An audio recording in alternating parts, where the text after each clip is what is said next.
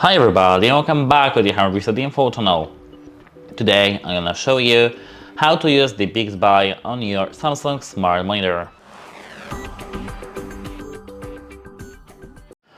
At first we need to click this microphone icon in top right corner on our remote control. And here, as you can see, we do have Talk to Bixby while pressing this button.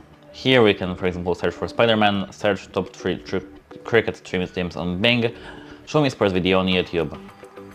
So now if you have this and you have your Bixby enabled, we can go back, and now if we say, hey Bixby, or maybe hey Bixby, it should work.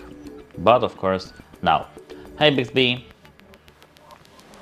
as you can see, hey Bixby does work.